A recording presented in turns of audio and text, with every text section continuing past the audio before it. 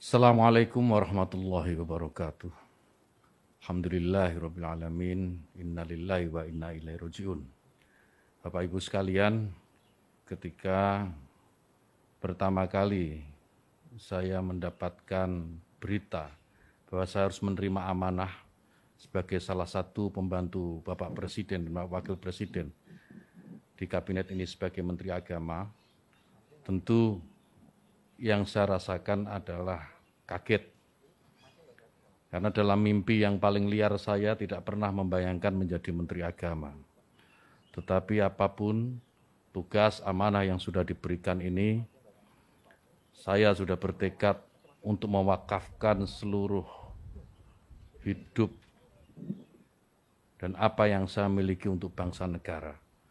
Dan kebetulan sekarang mendapatkan kesempatan melalui Kementerian Agama, saya akan melakukan apa yang paling baik untuk bangsa dan negara ini.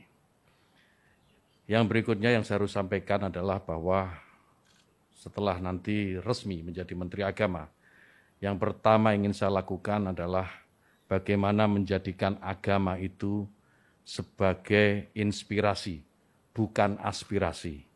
Artinya apa? Bahwa agama sebisa mungkin tidak lagi digunakan menjadi alat politik, baik untuk menentang pemerintah maupun merebut kekuasaan, atau mungkin untuk tujuan-tujuan yang lain.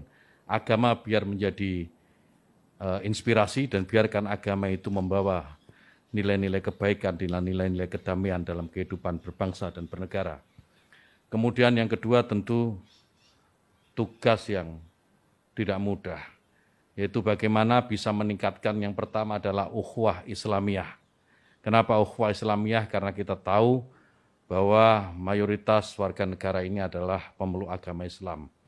Maka negara ini akan damai, negara ini akan tentram jika sesama Muslim, sesama umat Islam ini memiliki ukhuwah atau persatuan di antara mereka. Yang kedua, meningkatkan ukhuwah watoniyah atau persaudaraan sesama warga bangsa. Kenapa ini penting? Karena kita tahu bahwa Indonesia ini merdeka, Indonesia ini lepas dari jajahan kolonial, itu karena perjuangan oleh semua agama, bukan hanya Islam. Umat Muslim, kaum Kristiani, Hindu, Buddha, Konghucu, dan semua agama yang ada di Indonesia, pada waktu pergolakan kemerdekaan mereka terlibat.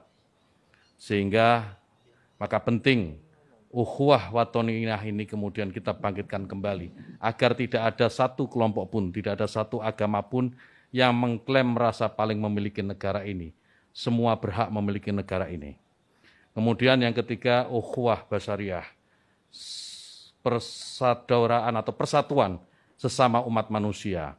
Saya sering mengutip dalam beberapa kesempatan apa yang disampaikan sahabat Nabi, sahabat Ali karamallahu wajhah, bahwa mereka yang tidak saudara dalam iman adalah saudara dalam kemanusiaan. Ini saya kira penting untuk menjadi kesadaran bagi seluruh warga bangsa ini. Jika ini dilakukan, maka saya meyakini ke depan Indonesia ini akan jauh lebih tentram dan pembangunan yang tadi sudah disampaikan oleh beberapa calon menteri tadi, itu akan lebih mudah untuk diwujudkan. Kemudian yang ketiga yang tidak kalah penting adalah bagaimana bisa memajukan pendidikan agama di lingkungan Kementerian Agama. Pendidikan agama apapun, termasuk tentu di dalamnya adalah pondok pesantren. Bagaimana pondok pesantren bisa didorong mandiri dan pada akhirnya akan melahirkan kader-kader terbaik bangsa, kader-kader terbaik yang bisa memberikan sumbangsih terbaiknya untuk bangsa dan negara.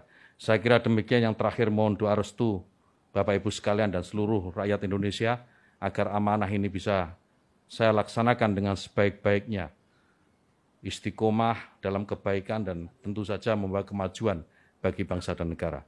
Allahul muwaffiq ila aqwamit thoriq. Wassalamualaikum warahmatullahi wabarakatuh. Terima kasih Pak Gus Yakut. Berikutnya Pak Sakti Wahyu.